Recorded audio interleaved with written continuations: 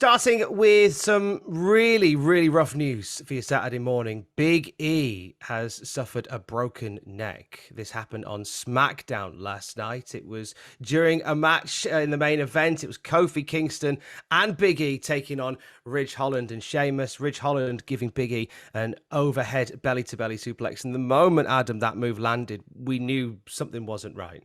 It was an absolutely horrible landing, not folded up like an accordion, as they would say on commentary, but it was absolutely really, really rough looking.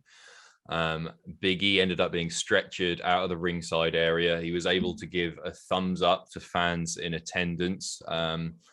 But he's now released a video. He's in his hospital bed wearing a neck brace, and he's revealed that he has in fact suffered a broken neck.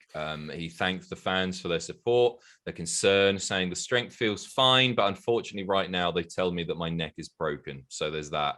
Once again, thank you everybody. I'm going to be all right. I'm going to be good.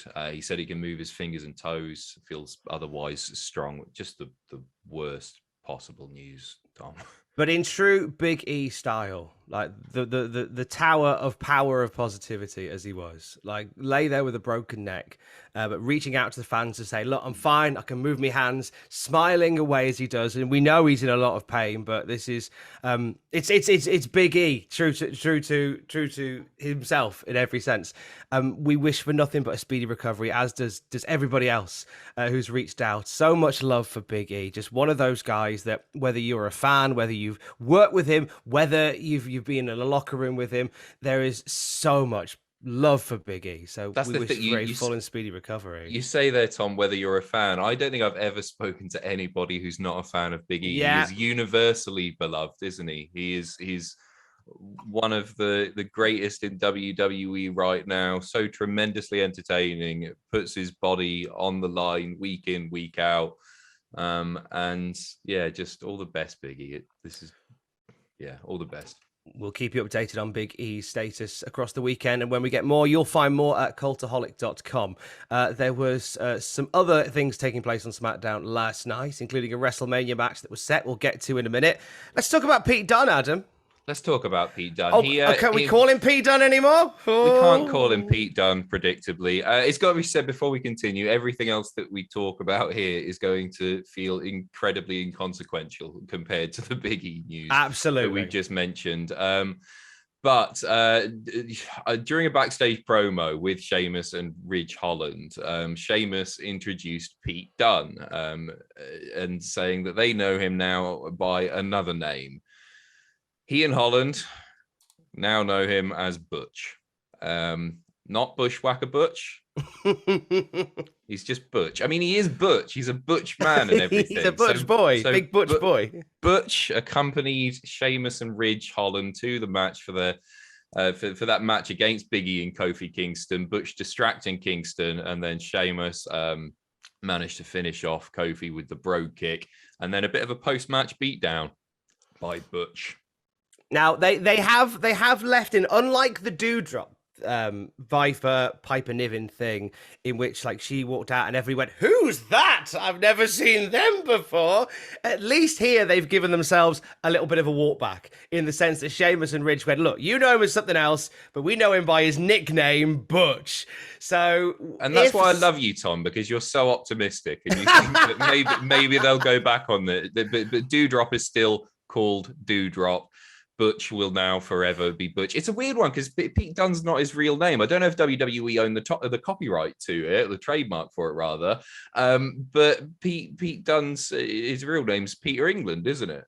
But yeah, exactly. They could just simply roll with Peter England, but no. They could roll with Pete Dunne if they want to own it. Of course they could. If they could get the they trademark. certainly couldn't roll with Peter England, no. No, but Butch, it's not a bad name for a wrestler, right? I mean, as I say, there are numerous Butches throughout wrestling history. There's no problem with that. But he's Pete Dunne to us. He's established already. He's been all over the shop on WWE programming before. Why? I just think it's Pete Dunne's sort of the last Triple H NXT guy, really. And I stand by it.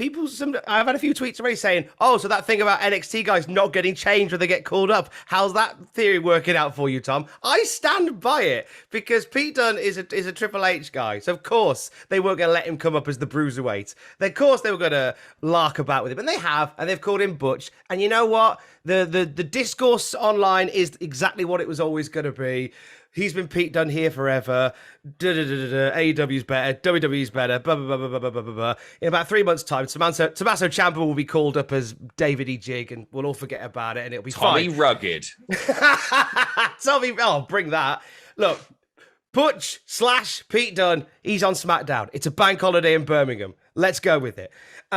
Moving on to WrestleMania, a title match has been set for the show. Jimmy and Jey Uso will defend the SmackDown titles against Rick Boogs and King Nakamura. What are your thoughts on this? With it. You know, Dave Meltzer reported yesterday that this was the likely direction that they were going. He was absolutely correct. During last night's SmackDown, Usos claiming that there were no challengers left for the titles, and then Nakamura and Boogs interrupt them and proceed to issue that challenge for WrestleMania. The Usos said, yeah, if Rick Boogs could beat Jay one-on-one, he beat Jay one-on-one. So they got the match. I think it's all right. They're sort of right, aren't they? Jimmy and Jay saying that we've beaten everybody. They have. They've dominated tag scenes in WWE like for a long time now. And this feels pretty fresh. So I'm all right with it. It feels weird in some ways still to have like Nakamura just thrown into a tag title match at WrestleMania. It feels like not that it's beneath him. I think we all just wanted a bit more for Nakamura, you know. But I'm enjoying the partnership with Boogs. I find them tremendously entertaining, and I think this will be a fun match. I think they might pick up the gold as well, or the silver. Maybe. I don't think we should be giving Dave Meltzer the plaudits for calling this, though, a week ago. Go on. One of us in this Zoom call called it in October. Really? I did. You remember it in that? October. I did. You're right, Tom. No. Well, I mean, no, and there are receipts in 4K. If you check out Ross and I's video predicting the WrestleMania 38 card from October, somebody said Usos versus Boogs and Nakamura. So call me Nostra darling. Oh, bloody hell. There you go. All right, Tom. Thank you. I'll bow down to you. Thank you, please. I appreciate. Now, finally, let's look at Vince McMahon, who is still very much kind of sort of in the mix to have some sort of physical involvement at WrestleMania. What are we talking about today? Absolutely. It does look as though the original plan for Vince McMahon to have a match, albeit with smoke and mirrors, may be off. It's not looking like it's going to be a one-on-one anymore, obviously. Pat McAfee is going to be going up against Austin Theory. Now, according to Meltzer of the Observer, there's going to be an angle for McMahon to get involved in the match, overseeing the contest, being at ringside, or possibly even making Theory versus McAfee a handicap match with Vince on the side of Austin Theory. But it's no longer going to be that proper Vince match, apparently, that we were going to get. Meltzer saying McMahon evidently had second thoughts about advertising himself versus McAfee when they couldn't deliver without all the smoke and mirrors. So he doesn't want to let the fans down necessarily. I think he must still do something.